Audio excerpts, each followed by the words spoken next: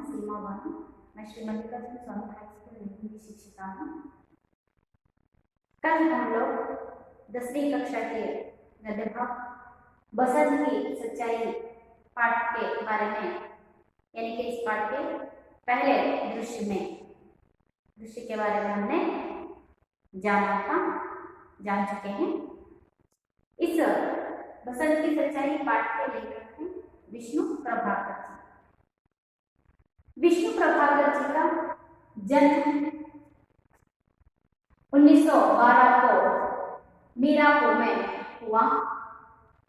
इनकी प्रमुख रचनाएं आवारा मसीहा, तट के बंधन, निशिकांत इनकी प्रमुख रचनाएं हैं। हमने पाठ का विश्लेषण जानने से पहले इस पाठ का आशय भी देख चुके हैं। इस पाठ का आशय मैं एक बार फिर से दोहराना चाहती हूँ। विष्णु प्रभाकर मानव मन के पारखी लेखक हैं। इस एकांकी में उन्होंने स्वाभिमान, परोपकारता जैसे मानवीय भावनाओं का सुंदर चित्रण किया है। गरीब होकर भी स्वाभिमानी और परिश्रम की कमाई से जीने वाले बसंत और प्रताप एक ओर है तो दूसरी ओर कंगालों के प्रति हमदर्दी दिखाते हुए व्यवहार करने वाले राजकिशोर। हम लोगों ने इस पाठ का आशय देखा था कि यह इस पाठ में मानवीय व्यवहार और परोपकारता यानी दूसरों के दुख में भागी होने वाले पर दूसरों के दुख में सहायता करने वाले मनोभाव से भरे हुए व्यक्ति पंडित राजकिशोर और गरीब होते हुए भी परिश्रम की कमाई से जीवन बिताना चाहता है। यह एक गरीब, स्वाभिमानी और परिश्रमी लड़का बसंत के बारे में हम लोगों ने यहाँ पर देखा। और इस पाठ से बच्चों में ईमानदारी की भावना जगती है। हमने पाठ के अंतर्गत आने वाले कुछ शब्दों को भी, यानी शब्दों के अर्थों को भी जान लिया। बच्चों, इस बसंत की सच्चाई पाठ में हमें यहाँ पर 3 दृश्य देखने को मिलते हैं, यानी कि एक एकांकी। इस एकांकी में हम 3 दृश्य देख सकते हैं। कल की कक्षा में हम लोगों ने इस एकांकी के प्रथम दृश्य को देखा है। आज हम दूसरे दृश्य के बारे में जानकारी हासिल करने से पहले मैं फिर एक बार प्रथम दृश्य को पुनर्मनन करना चाहती हूँ। सबसे पहले हम फिर एक बार इस एकांकी में आने वाले कुछ पात्रों के परिचय देखेंगे। बसंत एक गरीब शरणार्थी लड़का, प्रताप बसंत का छोटा भाई, पंडित राजकिशोर एक नेता, डॉक्टर और 2 राह चलते व्यक्ति इस एकांकी में आने वाले प्रमुख पात्र हैं।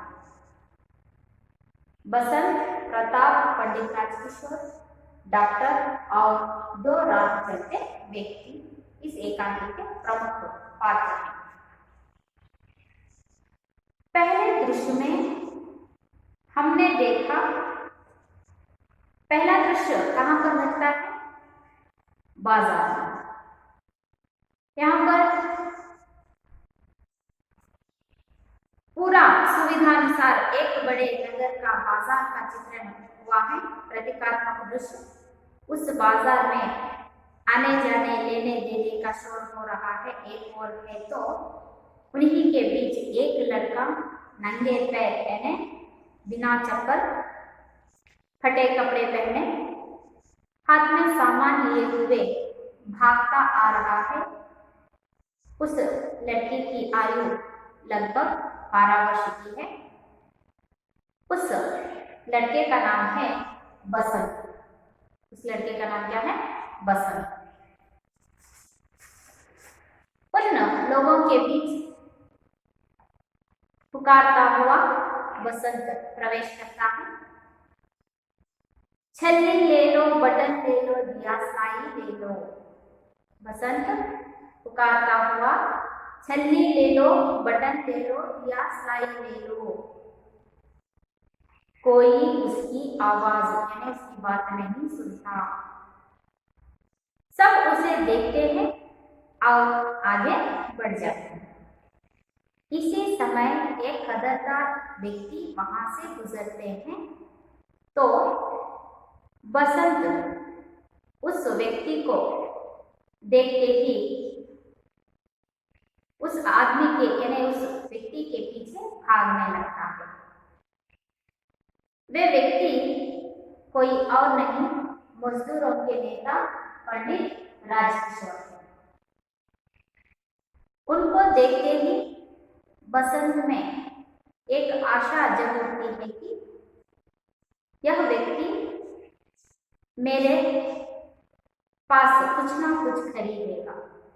तो इसी आशा में बसंत पंडित राजकिशोर के पीछे पीछे भागता हुआ जाता है।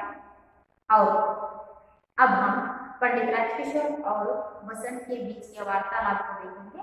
बसंत साहब बटन लीजिए, देसी बटन है। बसंत पंडित राजकिशोर के पास जाकर कहता है, साहब एक बटन लीजिए, ये देसी बटन है। साहब दिया सलाई लीजिए। राजकिशोर कहते हैं मुझे नहीं चाहिए। फिर बसंत कहता है, साहब एक छन्नी तो ले लीजिए। पंडित राजकिशोर लेने से इनकार करते हैं, लेकिन बसंत पीछे नहीं हटता। फिर वह कहता है, साहब एक बटन तो ले लीजिए। पंडित राजकिशोर लेने से इनकार करते हैं। दिया सलाई ले लीजिए साहब। तब राजकिशोर लेने से इनकार करते हैं तो बसंत विनम्र स्वर से कहता है, साहब एक छन्नी तो ले लीजिए, सिर्फ 2 आना। एक छन्नी का दाम कितना है? 2 आना। जब पंडित राजकिशोर छन्नी लेने से इनकार करते हैं तो बसंत कहता है, साहब एक छन्नी का दाम 2 आना है, आप 2 आना नहीं दे सकते तो मुझे 6 पैसे यानी 1 आना दे दीजिए। फिर भी पंडित राजकिशोर लेने से इनकार करते हैं तो रुआन सा विनम्रता से कहता है कि साहब सवेरे से कुछ नहीं बिका है, आशा थी कि आप जरूर लेंगे। तो पंडित राजकिशोर क्या कहते हैं, अपने जेब को टटोलते हुए उन्हें 2 पैसे देने के लिए आगे बढ़ते हैं। तब पर बसंत एकदम पीछे हटते हुए कहता है, साहब मुझे पैसे नहीं चाहिए, आप छन्नी खरीद लीजिए। तो पंडित राजकिशोर कहते हैं, अरे तुम्हें तो पैसे चाहिए थे ना, अब मैं तुम्हें 2 पैसे दे रहा हूँ तो पैसे लेने से क्यों इनकार कर रहे हो? तो पंडित बसंत कहता है, नहीं साहब मुझे आपके 2 पैसे नहीं चाहिए, इसके बदले में आप मुझसे एक छन्नी ले लीजिए। तो पंडित राजकिशोर ने कहा, अच्छा मुझे बताओ तुम एक छन्नी बेचने से तुम्हें कितने पैसे बचेंगे? तो बसंत ने कहा, साहब मुझे एक छन्नी बेचने से मुझे 2 पैसे बचेंगे। पंडित राजकिशोर कहते हैं, अच्छा तो मैं तुम्हें 2 पैसे दे रहा हूँ, ऐसा समझ लेना कि मैंने तुमसे एक छन्नी खरीदी है। फिर भी बसंत पैसे लेने से इनकार करता है। वह कहता है, देखिए यहाँ पर बसंत की ईमानदारी दिखाई देती है, उसका परिश्रम मनोभाव यहाँ पर दिखाई देता है। वह कहता है, साहब आप एक छन्नी खरीद लीजिए, बिना छन्नी के आपसे पैसे लूंगा तो वह भीख मानी जाएगी, इसीलिए मैं भीख नहीं देना चाहता, आप मुझे इसके बदले में छन्नी खरीदिए और मुझे पैसे। यह बात सुनते ही पंडित राजकिशोर बसंत पर इतना प्रभावित होते हैं कि सहसा उसे ही देखते रहते हैं कि बसंत में कितनी सच्चाई है, बसंत में कितनी ईमानदारी है, कितनी परिश्रम की मनोभावना इस लड़के में है। इस एहसास से पंडित राजकिशोर बसंत को सहसा देखते रहते हैं और फिर जेब टटोलते हैं, कहते हैं, अरे भाई मेरे पास तो पैसे नहीं है, केवल नोट है, इसीलिए मैं कह रहा हूँ कि तुम मुझे एक काम करो, तुम कल इसी जगह पर मिलना, मैं तुमसे कोई चीज खरीद लूंगा। या मेरा घर किशनगंज में है, मैं कहाँ पर रहता हूँ, किशनगंज में रहता हूँ, वहीं पर आकर तुम मुझे कोई एक चीज बेचकर पैसे दे जाना, ऐसा कहा। तब बसंत एकदम सा, नहीं साहब, आप आज ही ले लीजिए, आपके पास नोट है?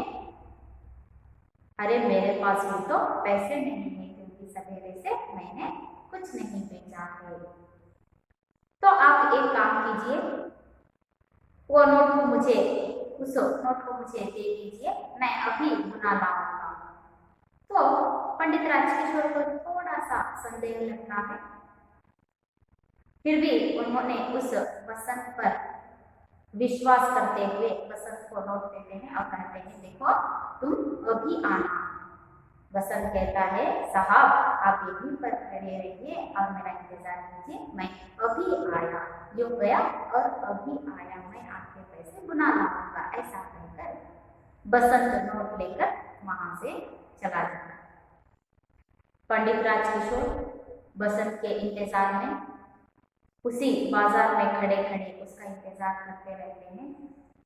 बसंत को गए हुए 15 से 20 मिनट हो चुके, बसंत लौटा ही नहीं। पंडित राजकिशोर इंतजार करते करते बसंत को गए हुए 20 मिनट हो चुके हैं। तब पंडित राजकिशोर अपने आप में ही कहते हुए, अरे यह लड़का तो वापस नहीं लौटा, लगता है कि वापस नहीं आएगा। यह कहते हुए पंडित राजकिशोर वहां से चले गए। इस तरह इस एकांकी का प्रथम दृश्य यहाँ पर घटता। बच्चों, अब हम इस एकांकी के अगले दृश्य की ओर चलेंगे। अगला दृश्य है स्टेज पर जरा सा परिवर्तन, उसी स्टेज पर थोड़ा सा परिवर्तन के साथ पहले जैसा दृश्य। एक और किशनगंज का बोर्ड लगा हुआ है, हल्का शोर है, संध्या हो गई है, लोग घरों की ओर लौट रहे हैं। उन्हीं के बीच एक दुबला पतला लड़का जल्दी जल्दी आता है। वह नंगे पैर है, कपड़े फटे हैं, आयु लगभग 10 वर्ष है। उसकी शक्ल बसंत से मिलती है। वह उसका छोटा भाई प्रताप है। वह आते जाते व्यक्तियों से कुछ पूछ रहा है। उसके मुंह पर व्यग्रता है। प्रताप, क्यों जी, किशनगंज से ही है? एक व्यक्ति, हाँ। प्रताप, पंडित राजकिशोर कहाँ रहते हैं? एक व्यक्ति, कौन राजकिशोर? प्रताप, जो लेक्चर देते हैं, मजदूरों की बस्ती में जाते हैं।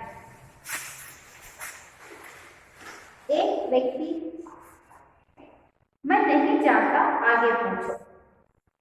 प्रताप आगे बढ़ जाता है और एक दूसरे व्यक्ति से पूछता है, प्रताप, क्यों जी, पंडित राजकिशोर कहाँ रहते हैं? दूसरे व्यक्ति ने कहा, कौन पंडित राजकिशोर? वे जो मजदूरों के नेता हैं। प्रताप, हाँ हाँ वही। दूसरा व्यक्ति इशारा करके, उधर देखो, वह नीला पर्दा है ना? प्रताप, हाँ। दूसरा व्यक्ति, बस वे वहीं रहते हैं। अब इस पाठ के दूसरे दृश्य में पहला दृश्य बाजार में था, अब दूसरा दृश्य है किशनगंज नगर। कहां पर? किशनगंज, जहां पर पंडित राजकिशोर रहते हैं। किशनगंज में पंडित राजकिशोर रहते हैं। स्टेज पर जरा परिवर्तन के साथ पहले जैसा दृश्य। पहले स्टेज पर हमने बाजार के दृश्य को देखा था, उसी स्टेज पर थोड़ा सा परिवर्तन के साथ वहां पर एक गली का, मोहल्ले का दृश्य दिखाया जा रहा है। गली और बाजार में तो बहुत ही फर्क होता है। बाजार में शोर बहुत ही ज्यादा रहता है, गली या मोहल्ले में शोर बहुत थोड़ा कम रहता है। ऐसा यहाँ पर किशनगंज का दृश्य दिखाया जा रहा है। एक और किशनगंज का बोर्ड लगा हुआ है, एक और क्या लगा हुआ है? किशनगंज का बोर्ड लगा हुआ है। हल्का शोर है, उतना सा शोर नहीं, यानी कि मामूली सा शोर हुआ है। संध्या हो गई है, यानी शाम हो गई है, लोग घरों की ओर लौट रहे हैं। यहाँ के दूसरे दृश्य में किशनगंज यानी बाजार के दृश्य में थोड़ा सा परिवर्तन के साथ दूसरा दृश्य है, एक और किशनगंज का बोर्ड लगा हुआ है, हल्का शोर हो रहा है, संध्या हो चुकी है यानी शाम हो चुकी है, लोग घरों की ओर लौट रहे हैं। उन घरों की ओर लौट रहे उन लोगों के बीच एक दुबला पतला लड़का, लोग संध्या हो चुकी है, लोग घरों को लौट रहे हैं। उन्हीं लोगों के बीच में एक दुबला पतला सा लड़का जल्दी जल्दी आता है, दौड़ता हुआ आ रहा है। वह नंगे पैर, कपड़े फटे हैं।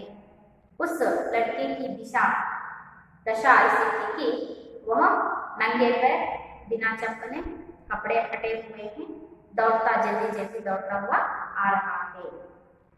उस लड़के की आयु लगभग 10 वर्ष है। उस लड़के की आयु कितनी है? 10 वर्ष है। उसकी शक्ल बसंत से मिलती है। उस दुबले पतले से नंगे पैर, फटे हुए कपड़े पहने हुए दौड़ता हुआ आ रहा उस लड़के की उम्र लगभग 10 वर्ष है। इसकी शक्ल, इसका चेहरा बसंत से मिलती है, बसंत से मिलता है, यानी कि वह उसका छोटा भाई ही हम है, प्रताप है। दुबला पतला सा, नंगे पैर, फटे हुए कपड़े पहने, उन भीड़ में यानी घर को लौट रहे उन लोगों के बीच में से जल्दी जल्दी आता हुआ उस लड़के का नाम है प्रताप। यह बसंत का छोटा भाई है। वह आते जाते व्यक्तियों से कुछ पूछ रहा है। उन लोगों के बीच यह लड़का, जो कोई भी व्यक्ति मिलता है, उन्हें कुछ ना कुछ पूछ रहा है। उसके मुंह पर व्याकुलता है। व्याकुलता का मतलब है व्याकुल, बेचैनी, बेचैन सा वह लड़का आते जाते हुए हर एक व्यक्ति से कुछ पूछ रहा है, यानी कि प्रताप आते जाते हुए व्यक्ति से कुछ पूछ रहा है।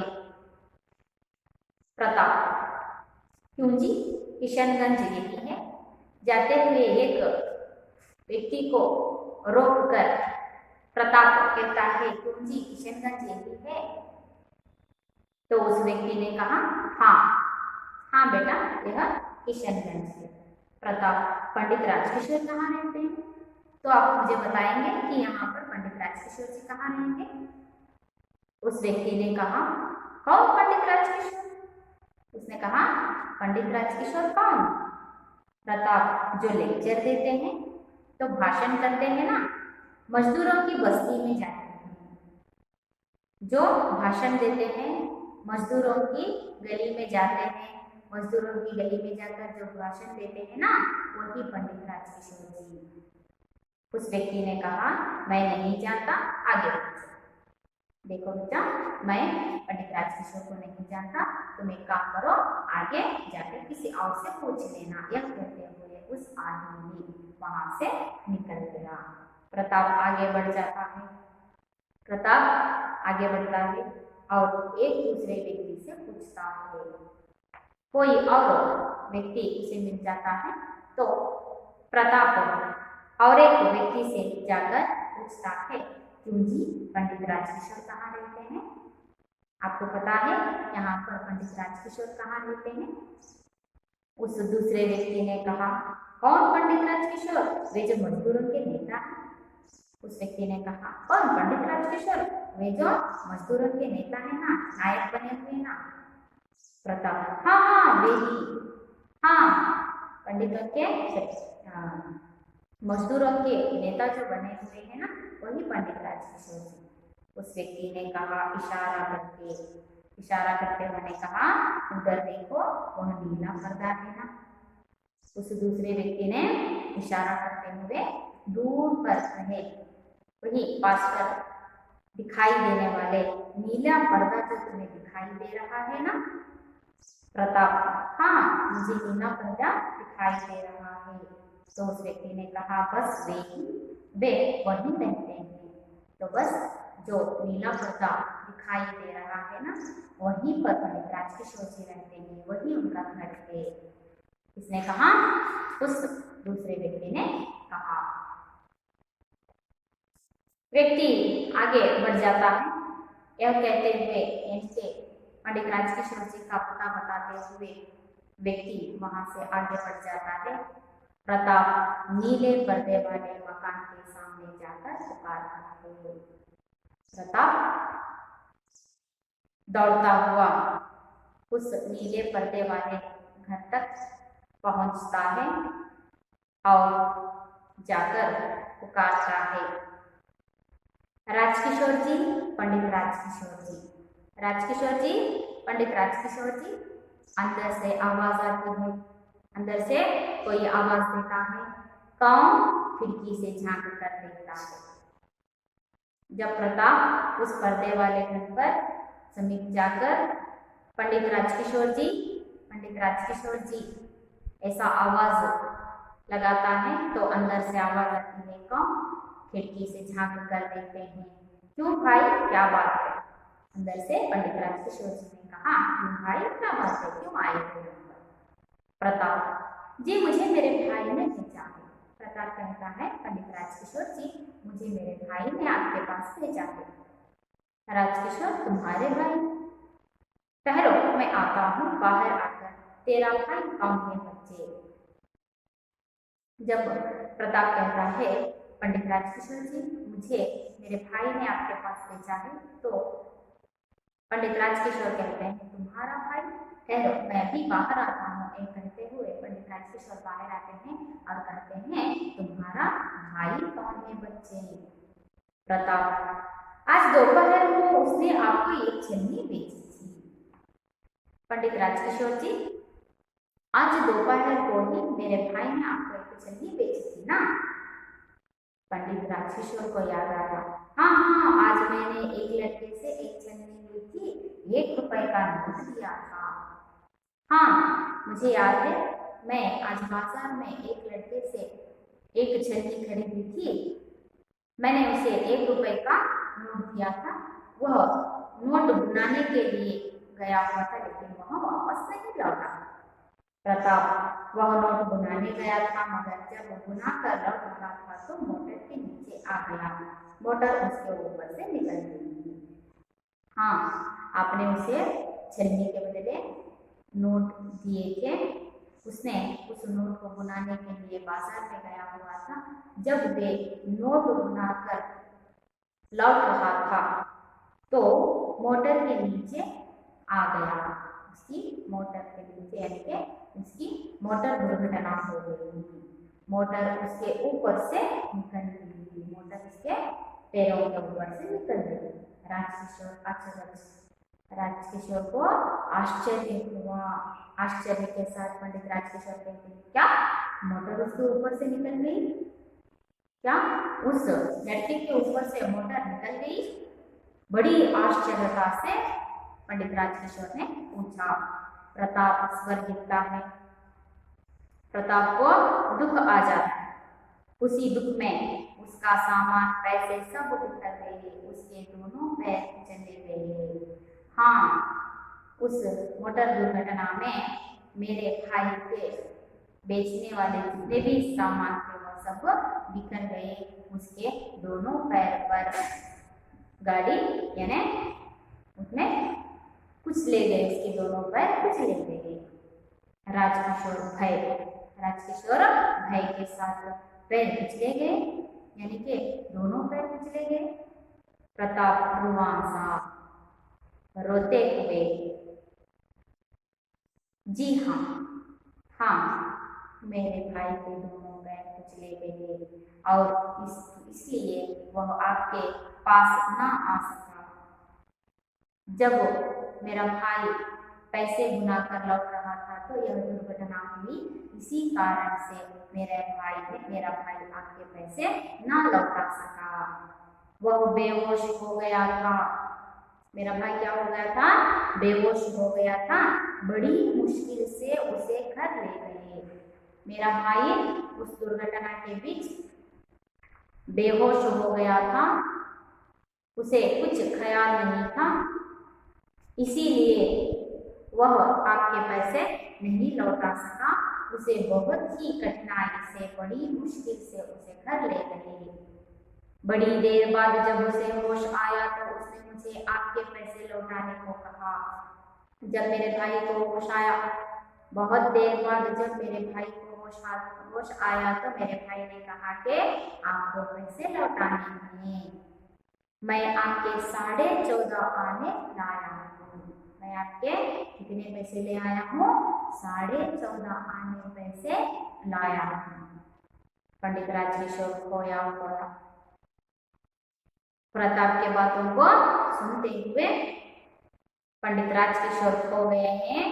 मेरे 14.5 आने लाए हो, उसने भेजे हैं, लेकिन बच्चे वह कहाँ हैं? देखिए यहाँ पर पंडित राजकिशोर को 14.5 आने की फिक्र नहीं है।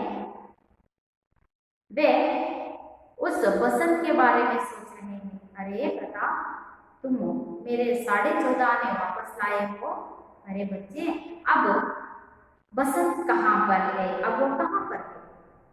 प्रताप घर पर। प्रताप क्या कहता है? घर पर है। राजकिशोर घर में कौन है? तो उस लड़के के साथ घर में उसके साथ कौन है? प्रताप कोई नहीं।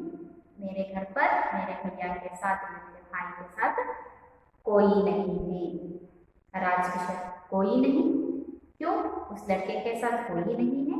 प्रताप जी हाँ, मैं और मेरा भाई हम दोनों भी को अहिर के घर में रहते हैं। जी हाँ, मेरे भाई के साथ अब घर पर कोई नहीं है, क्योंकि हम दोनों यानी मैं और मेरा भाई भीखू अहिर के घर पर रहते हैं। भीखू यानी अहिर यानी ग्वाला, गोला के यानी ग्वाला के घर पर हम दोनों रहते हैं। पंडित राजकिशोर तुम्हारे माँ बाप क्या? क्यों तुम दोनों अकेले रहते हो? तो आपके माँ बाप नहीं है? तो वो प्रताप ने इस बात को सुनते ही रो पड़ता है, बहुत दुखित होता है। वे मारे गए, मेरे माँ बाप मारे गए। दंगों के दिनों में उन्हें किसी ने मार डाला। नहीं साहब, मेरे माँ बाप नहीं है, क्योंकि मेरे माँ बाप को दंगों के समय किसी ने मार डाला। हम दोनों अनाथ हैं। यह कहते हुए प्रताप रो पड़ता है।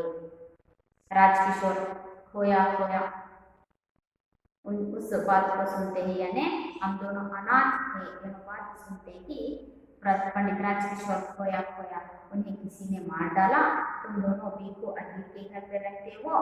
एकदम जाग कर बच्चे रो मत, मैं अभी तुम्हारे साथ चलता हूँ। अभी बच्चे तुम रो मत। जब प्रताप ये कहते हुए रो पड़ता है तो प्रताप उसे सांत्वना देते हुए कहता है कि बच्चे तुम रो मत, मैं तुम्हारे साथ अभी चलता हूँ, अभी चलो। यह कहते हुए प्रताप के साथ चल पड़ता है।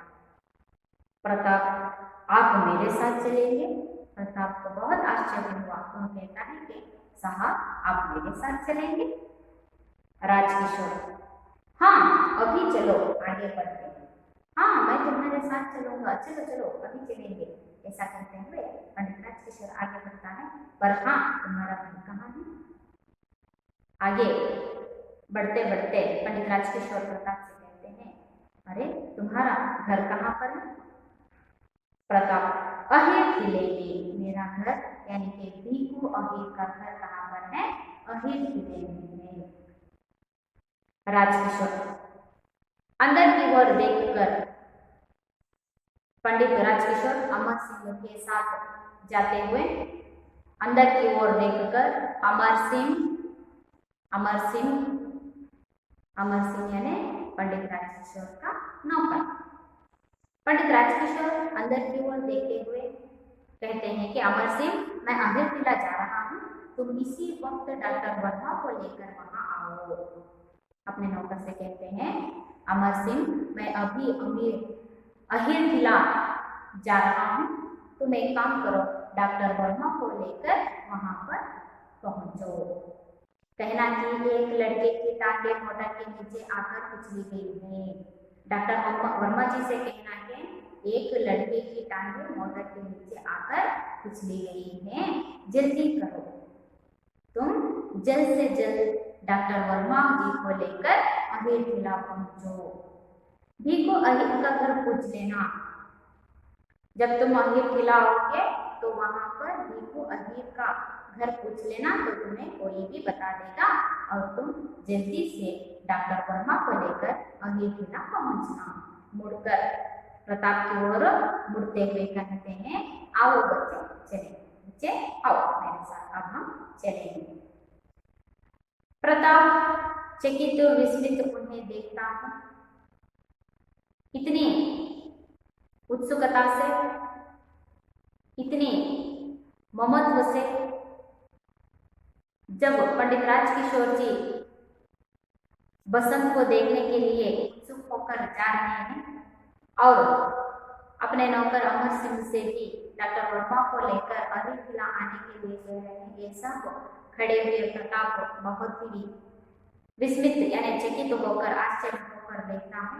फिर ठगा सा उनके आगे आगे जाता है, उनके आगे आगे यानी कि पंडित राजकिशोर के आगे आगे जाता है। पर्दा गिरता है। यहाँ पर इस एकांकी का दूसरा दृश्य खत्म होता है।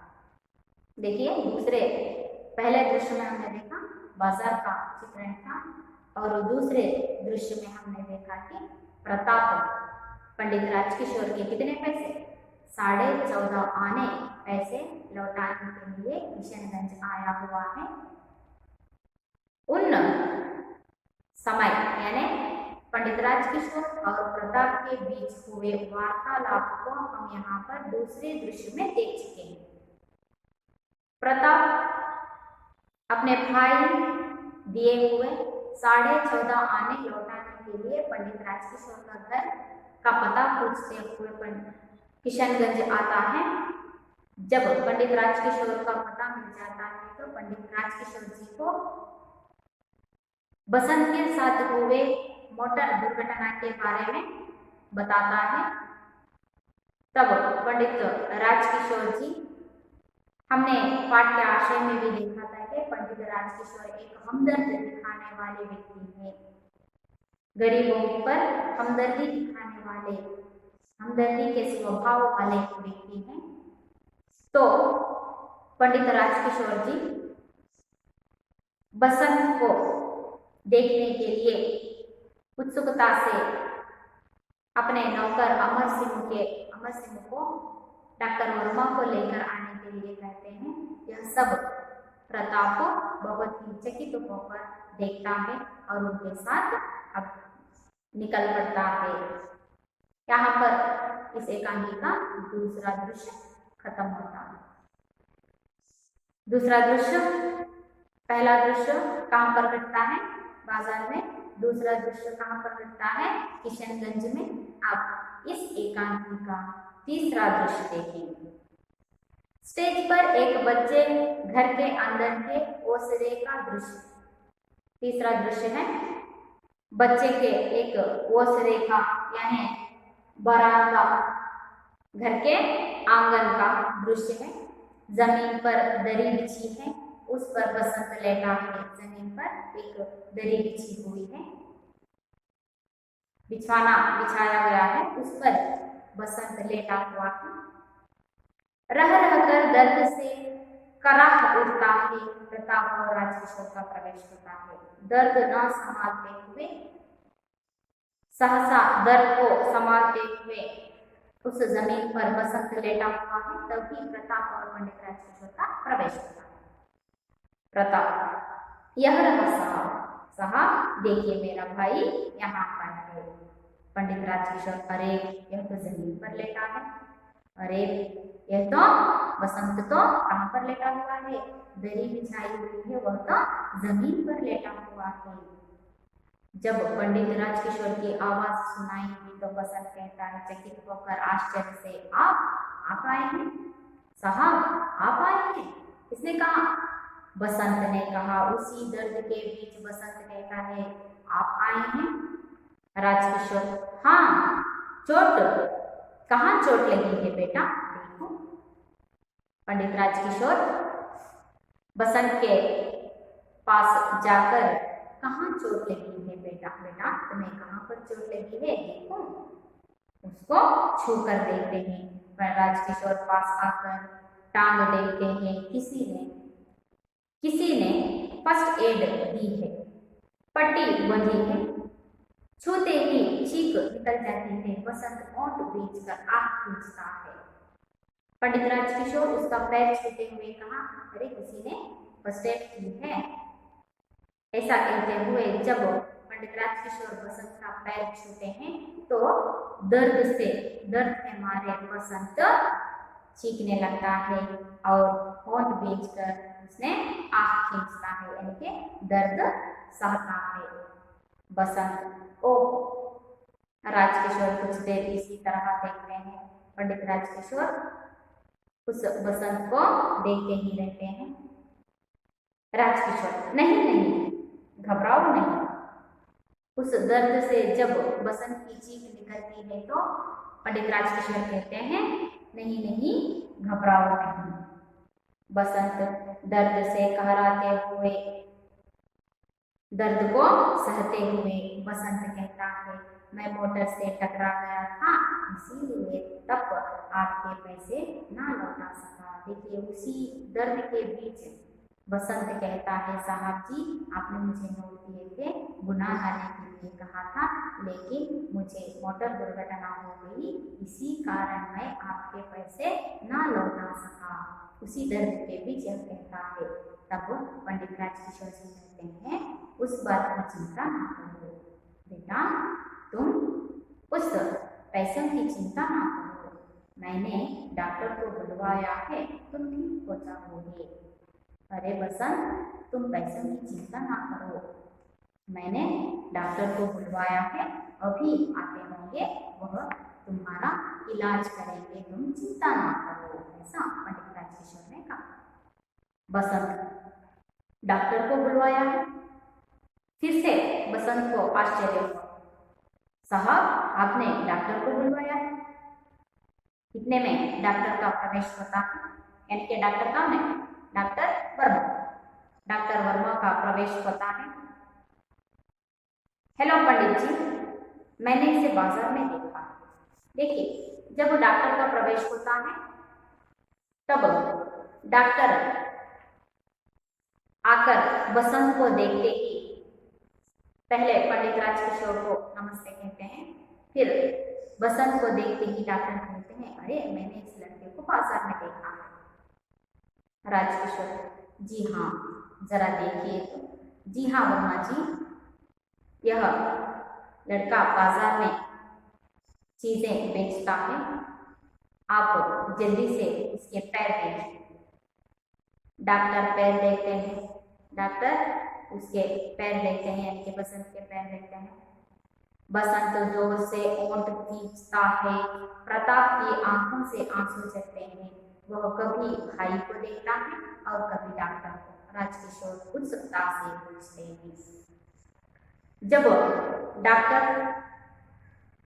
बसंत के पैर देखते हैं तब बसंत दर्द से उस दर्द को अपनी फोटो में यानी कि अपने दांतों से फोटो को खींचते हुए अपना दर्द खाता है। प्रताप के आंखों में भाई का इस दर्द ना देखते हुए प्रताप के आंखों में आंसू आ जाते हैं। कभी प्रताप अपने भाई को देखता है और कभी डॉक्टर को देखता है। इसी उत्सुकता से पंडित राजकिशोर डॉक्टर से कहते हैं, क्यों डॉक्टर ठीक हो जाएगा ना? क्यों डॉक्टर बसंत ठीक हो जाएगा ना? डॉक्टर गंभीर से, बहुत गंभीरता से डॉक्टर उत्तर देते हैं, पंडित राजकिशोर जी, ऐसा लगता है कि पैर की हड्डी टूट गई है। बसंत के पैर देखकर डॉक्टर ने कहा, पंडित जी, मुझे लगता है कि इसके पैर की हड्डी टूट गई है, स्क्रीन करके देखना पड़ेगा। पंडित जी, इसके पैर की हड्डी टूट गई है, स्क्रीन करके देखना पड़ेगा। दूसरा पैर तो ठीक है, दूसरा पैर ठीक है, लेकिन एक पैर की हड्डी टूट गई है, स्क्रीन करके देखना पड़ेगा। पर इसे अभी अस्पताल ले जाना चाहिए, लेकिन हमें तुरंत बसंत को अस्पताल ले जाना चाहिए। राजकिशोर, तो क्या हो, अभी ले चलो, मैं एम्बुलेंस के लिए फोन कर आता हूँ। ठीक है डॉक्टर वर्मा, हम अभी इसे अस्पताल ले जाएंगे। आप एक काम कीजिए, आप यहीं पर रहिए, मैं अभी जाकर इसे बुला लाऊंगा, एम्बुलेंस के लिए फोन कर आऊंगा। डॉक्टर, जी हाँ, कर आइए। ठीक है, आप जाकर एम्बुलेंस के लिए फोन कर आइए, मैं तब तक इसे इंजेक्शन लगाता हूँ, तब तक मैं इसे इंजेक्शन लगाता हूँ। बसंत, आंखें खोलकर आप क्या कर रहे हैं? मैं गरीब हूँ। देखिए, जब पंडित राजकिशोर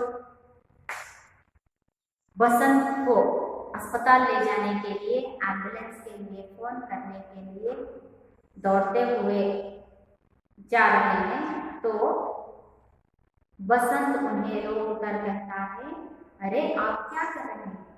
मैं तो गरीब हूँ। किसने कहा? बसंत ने कहा। देखिए, इतनी तकलीफ में भी उसने अपना स्वाभिमान नहीं छोड़ा। वो कहता है, अरे आप क्या कर रहे हैं? मैं तो गरीब हूँ। राजकिशोर हंसकर, राजकिशोर को हंसी आती है, क्योंकि इतने दर्द में भी ये इतना स्वाभिमानी है, इतना स्वाभिमान दिखा रहा है। तुम चिंता मत करो, अरे तुम तो गरीब हो, लेकिन तुम चिंता मत करो, बस चुपचाप लेटे रहो। बेटा, तुम चिंता मत करो, तुम चुपचाप लेटे रहो। डॉक्टर साहब, यह कहते हुए फिर डॉक्टर से मुड़कर कहते हैं, डॉक्टर साहब, जब तक मैं नहीं आता आप यहीं रहिए। डॉक्टर वर्मा जी, जब तक मैं एम्बुलेंस के लिए फोन कर नहीं आता तब तक आप यहीं पर रहिए, इसे बचाना ही होगा। हमें किसी भी हाल में इस लड़के को बचाना ही होगा। यह गरीब है।